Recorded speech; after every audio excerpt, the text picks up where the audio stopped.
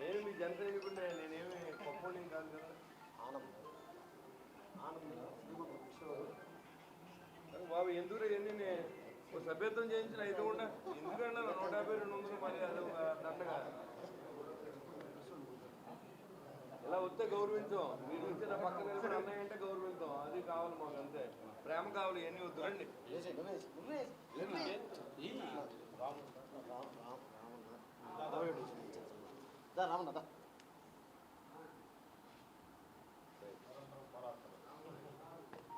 రాజకీయం అంటేనే పోరాటం.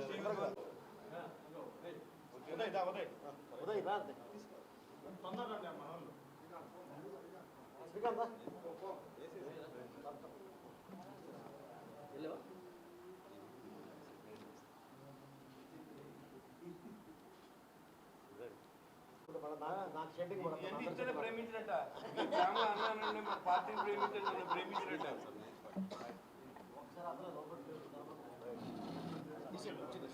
సో అజయ్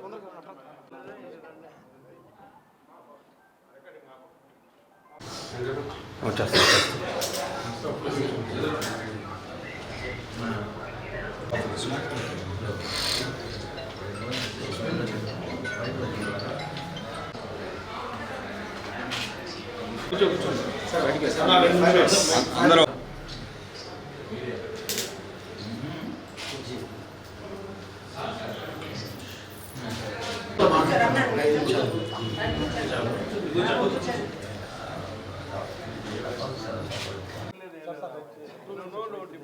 అలా కాదు, మన కోసం 3 కాన్స్టిట్యూన్సీ ప్రజలు వెయిట్ చేస్తూ ఉంటే నువ్వు టిఫిన్ అనేది నేను ఏం తిన్నా.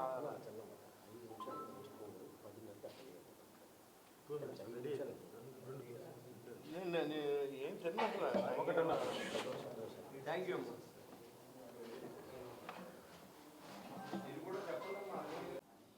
ఇవాళ రాష్ట్ర వ్యాప్తంగా జరుగుతున్నటువంటి మెంబర్షిప్ కార్యక్రమానికి ఇవాళ ఈ నెల్లూరు జిల్లాకి ఇన్ఛార్జిగా నన్ను వేయడం, ఇక్కడ ఉన్న వివాదాలన్నీ పరిష్కరించే దిశగా, నాట్ ఓన్లీ మెంబర్షిప్, పార్టీ బాగుండాలి, పార్టీలో ఉన్న వీర మహిళలు కానీ జన సైనికులు కానీ అందరూ సంతోషంగా ఉండాలి, వారి కుటుంబాలన్నీ బాగుండాలనే ఉద్దేశంతో ఈరోజు పవన్ కళ్యాణ్ గారు ఈ కార్యక్రమాలన్నీ చేపట్టడం, ఈ ఉద్యమి ఏదైతే ఉందో దీన్ని ప్రజల్లో తీసుకెళ్ళి పవన్ కళ్యాణ్ గారికి ఆశయం రాష్ట్రం బాగుపడడం, రాష్ట్ర ప్రజల శ్రేయస్సు ఆయన జయంగా ఇవాళ ఆయన చేసే పనితీరు ప్రతి ఒక్కరు కూడా గమనిస్తూ ఉన్నారు. రాజకీయాల్లో మాట నిలబెట్టుకోవడం చాలా కష్టం, అది నిలబెట్టుకునే వ్యక్తి పవన్ కళ్యాణ్ గారు మాత్రమే అనేది ప్రజలు నమ్ముతూ ఉన్నారు. ఇవాళ దాన్ని ప్రజల్లో తీసుకెళ్ళడానికి మన పార్టీ అంటే ఆడిన మాట తప్పడం అనేది, తప్పకుండా చేయడం అనేది రాజకీయాల్లో చాలా కష్టం.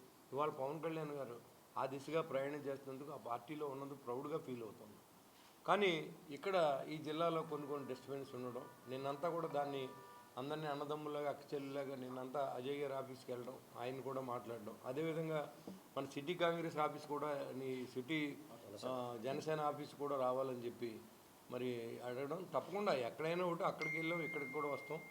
వీళ్ళందరూ కలిసి పనిచేయడమే జనసేన పార్టీ చేయి, జనసేన పార్టీ బలం. మనలో మనం గొడవ పడితే ఎదరోళ్ళు హీరోలు అవుతారనే విషయాన్ని అందరికీ తెలియజేయడం జరిగింది. మా సోదరిమణులు జన సైనికులు వీర మహిళలందరూ కూడా జరిగిన అవమానాన్ని మీరు పార్టీ గురించి భరించండి, మా గురించి భరించండి, వాళ్ళందరి తరఫున నేను క్షమాపణ కూడా చెప్తున్నాను. పార్టీలో ఏదన్నా మిమ్మల్ని అవమానపరిచి ఉంటే ఎవరైనా జనసేన పార్టీ తరఫున మా చెల్లెళ్ళందరికీ నేను క్షమాపణ చెప్తున్నాను. అదేవిధంగా నేను అజయ్ గారు కూడా చెప్పాను, ఎవరైతే దూషించారో ఆడపిల్లల వాళ్ళందరినీ కూడా పిలిచి ఆయన కూడా మాట్లాడుతూ ఉన్నాడు. వీళ్ళందరూ సహకరించారు, అటు అజయ్ గారు కానీ ఇటు సుజయ్ కానీ. ఇక్కడ ఉన్న రూరల్ కాన్స్టిట్యున్సీలు అన్నీ కూడా బాగా జరిగినాయి. అన్నీ కూడా ఇది ఒక ఉద్యమంలాగా ప్రజలు తీసుకెళ్తూ ఉన్నారు. ఇది పవన్ కళ్యాణ్ గారు ఇవాళ మెంబర్షిప్ వల్ల పార్టీకి ఏమీ కలిసి రాదు, కానీ ఈ మెంబర్షిప్ చేయడం వల్ల మన బలాన్ని, మన స్ట్రెంగ్త్ని, ఈ నెల్లూరు జిల్లాలో మనకున్న స్ట్రెంగ్త్ని బట్టి రేపు రాబోయే ఎలక్షన్స్లో లోకల్ బాడీస్ కానీ, లేకపోతే అదేవిధంగా రేపు పొద్దున్న ఎమ్మెల్యే ఎలక్షన్స్ కానీ, మున్సిపాలిటీ ఇక్కడ సిటీ ఎలక్షన్స్ కానీ మనం పాత్రదారులు పోషించాలంటే పార్టీకి ఒక కాన్ఫిడెంట్ కావాలా. కాన్ఫిడెంట్ ఇమ్మని అడుగుతున్నాను నేను అంతే. మనకి బలాన్ని పెంచండి. ఈ డబ్బులు కట్టడం వల్ల మీకు ఏదో ఇన్సూరెన్స్ వద్దన్నది ఇదేం కాదు. ఆ ఇన్సూరెన్స్ మీ కుటుంబాలకు ఉపయోగపడే విధంగా ఆయన సినిమాల్లో సంపాదించిన డబ్బులు కూడా జన సైనికుల శ్రేయస్ కోసం ఖర్చు పెడతానని నేను కూడా చెప్పడం జరిగింది. దీనికి 2 కోట్ల రూపాయలు ఇవ్వడం జరిగింది. మీరు ఎంతోమందిని చూశారు, ఎంతోమంది రాజకీయ నాయకులు చూశారు. ఇవాళ పవన్ కళ్యాణ్ గారు తన సొంత డబ్బుని అటు రైతులకు ఇచ్చిన, ఇటు ఎవరైనా సైనికులు చనిపోయినప్పుడు ఆ కుటుంబాలకు ఇచ్చిన, దేశాన్ని రక్షించే సైనిక సహాయ నిధికి కూడా 2 కోట్ల రూపాయలు ఇవ్వడం కానీ, కరోనా సమయంలో రాష్ట్రాన్ని ఆదుకునే విషయంలో కానీ, వెంగమయ్యనే మన జన సైనికుడు చనిపోతే ఆ కుటుంబానికి దాదాపు 8 లక్షల రూపాయలు ఆ రోజుల్లోనే ఇవ్వడం జరిగింది. ఇవన్నీ చెప్తే పోతే దాన ధర్మాలు చెప్పొచ్చు. అదే జగన్మోహన్ రెడ్డి హిస్టరీ చూస్తే రాష్ట్రాన్ని ఎక్కడ దోచుకున్నాడో చెప్పొచ్చు. ఇది ఈ 2 పార్టీలకు ఉన్న తేడానే మనం ప్రజల్లో తీసుకెళ్లాల్సిన అవసరం ఉంది. ఇవాళ 2 సంవత్సరాల సమయం గడిచేటప్పటికి జనం మనల్ని మర్చిపోయారు, మన దోపిడీ మర్చిపోయారు అనే విధంగా ఇవాళ వైసీపీ నాయకులు తీరు కనపడుతుంది. ఇవాళ మీరు 5 సంవత్సరాలు చేసిన విధ్వంసాన్ని ఇవాళ కూటమి ప్రభుత్వం పూర్తిగా పూడ్చలేకపోయినా మెల్లిమెల్లిగా అభివృద్ధి దిశగా ఈ రాష్ట్రాన్ని ముందుకు తీసుకెళ్తాం. చంద్రబాబు నాయుడు గారు కానీ, అదేవిధంగా పవన్ కళ్యాణ్ గారు కానీ, నరేంద్ర మోడీ గారి సహకారం పూర్తిగా ఈ రాష్ట్రానికి ఇవ్వడం, ప్రాజెక్టులు పూర్తి చేసుకునే విధంగా, అన్ని హైవేలని మన కనెక్టివిటీ ఇచ్చే విధంగా, రైల్వేస్ని, స్పీడ్ రైల్స్ని మన రాష్ట్రంలో ప్రవేశపెట్టే విధంగా, ఎయిర్పోర్ట్లు శాంక్షన్ చేసే విధానంలో కానీ కేంద్ర ప్రభుత్వం పూర్తిగా సహకరిస్తూ ఉంది. బికాజ్ ఆఫ్ పవన్ కళ్యాణ్ గారు కలపకపోతే ఇవాళ ఆయన సీట్లు వదులుకుని తెలుగుదేశం నాయకుల్ని ఒప్పించి, ఇటు బీజేపీ నాయకుల్ని ఒప్పించి ఈ కూటమి అనేది ఏర్పడకపోతే ఇవాళ ఈ రాష్ట్ర అభివృద్ధి శూన్యంగా మిగిలిపోను. మళ్ళీ ఏదైతే పాత ప్రభుత్వం జగన్మోహన్ రెడ్డి గారు వస్తే ఈ రాష్ట్ర విధ్వంసం కానీ ఎలాంటిది మిగలదు. మీరు చూసే ఉంటారు. ఇప్పుడు అసలు ఓడిపోయిన తర్వాత ప్రతిరోజు జనం బెదిరిస్తూ ఉన్నారు, నాయకులను బెదిరిస్తూ ఉన్నారు, సీఎంని బెదిరిస్తూ ఉన్నారు. అంటే వీళ్ళు నిజంగా అధికారంలోకి వస్తే ఎలా ఉంటారన్నది వీళ్ళ మనస్తత్వం మీరు అర్థం చేసుకోండి. బెదిరింతే ఓట్లు పడవు. మనం జనంలోకి వెళ్ళాలి, జనానికి అండగా నిలబడాలి, జనానికి కష్టాలని మనం తోడుగా ఉండాలి. ఈ రాష్ట్రంలో ఏదైనా దోపిడీ జరిగితే దాన్ని బయటపెట్టే విధంగా ఉండాలి తప్ప ఇవాళ అది మానేసి మేము వస్తే మీ పీకులు కోసేస్తాం, మేము వస్తే మిమ్మల్ని చంపేస్తాం అనే విధంగా ఎవరు ఈరోజు భయపడలే. చావు అనేది మనిషికి ఒకసారి వస్తుంది, ఎప్పుడైనా చనిపోతుంది. మీరు ఎన్నిసార్లు చంపినా మేము చావం. ఆ చావు టైం వచ్చినప్పుడు నువ్వు కాదు కదా, మీ ఫాదర్ మళ్ళీ తిరిగి వచ్చినా సరే మమ్మల్ని ఏం చేయలేదు. ఆ విషయం మీరు 5 సంవత్సరాలు గమనించవచ్చు. పవన్ కళ్యాణ్ గారిని 3000 మంది పోలీసులు అరెస్ట్ చేయలేకపోయారు. ఇవాళ రాష్ట్ర చరిత్రలో వైసీపీ వాళ్ళు అరెస్ట్ చేయని ఏకైక వ్యక్తి జనసేన నాయకుడు పవన్ కళ్యాణ్ గారు తప్ప అందరినీ నువ్వు చంద్రబాబు నాయుడు గారిని, అచ్చెన్నాయుడు గారిని ఎవరు దొరికితే వాళ్ళు తీసుకొచ్చి లోన పడేయడం, బ్లడ్ బీడింగ్ అవుతున్నా సరే 500 కిలోమీటర్లు జర్నీ చేయని సందర్భాల్లో అచ్చెన్నాయుడు గారి విషయంలో మీరు చూశారు. రఘురామకృష్ణరాజు గారు లాంటి ఎంపీని తీసుకెళ్ళి, మీ పార్టీ ఎంపీని తీసుకెళ్ళి అసలు కాళ్ళు చేతులు పనిచేయకుండా కొట్టే సందర్భం. అసలు ఈ సంస్కృతి నేర్పిందే జగన్మోహన్ రెడ్డి. ఇవాళ న్యాయంగా అరెస్టులు జరుగుతూ ఉంటే రెడ్ బుక్ రాజ్యాంగం అంటూ ఉన్నారు. మీరు దోపిడీ చేసినవి అన్నీ లెక్కర్లో దోపిడీ చేసిన కేసులు బయటపెడితే రెడ్ బుక్ రాజ్యాంగం అంటూ ఉన్నారు. అది ఒకసారి సిగ్గుపడండి. మీరు చేసిన తప్పు అనుకుంటే ప్రజలకు క్షమార్పణ చెప్పండి. మేము మళ్ళీ మీతో ఉంటాం. జరిగిన పొరపాట్లు నా వల్ల జరగలేదు, లేకపోతే కింద వ్యవస్థ వల్ల జరిగిందని చెప్పాలా. అది మానేసి మేము వస్తే నీ సంగతి చూస్తాం, లోకేష్ బాబుని లేపేస్తాం, పవన్ కళ్యాణ్ తిరిగినాం.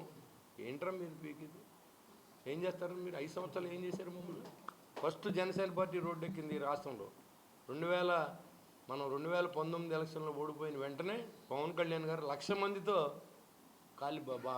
పాదయాత్ర చేశారు వైజాగ్లో భవన కార్మికుల కోసం. ఆ తర్వాత ఎన్నో ఉద్యమాలు చేశాం. Good morning sir, good morning CM sir అని అన్ని రోడ్లు చేయడానికి జనసేన పార్టీ ఆ రోజు నుంచి కష్టపడుతూ ఉంది. రైతులకు అన్యాయం జరిగితే రైతుల పక్కన మనం పోరాడిన జనసేన పార్టీ తరఫున లక్షల రూపాయలు మనం రైతుల ఖాతాల్లో వేసాం, రైతులకు ఇచ్చాం, ఆదుకున్న కుటుంబాలను ఇచ్చాం. ఇవాళ ఏదో మెంబర్షిప్ కోసం ఏమైనా వీళ్ళందరూ కలిపినట్టు మనం ఏదో నటించాలని ఏం లేదు. ఇక్కడ ఏదైతే ప్రాబ్లం ఉందో దాన్ని పూర్తిగా సాల్వ్ చేసాడని చెప్పడం ఎలాంటి సందేహం లేదు. అజయ్ గారితో కూడా నేను మీతో మాట్లాడించాను.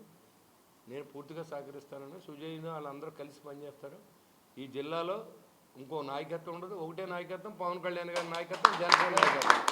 జై జనసేన, జై పవన్ కళ్యాణ్. Thank you.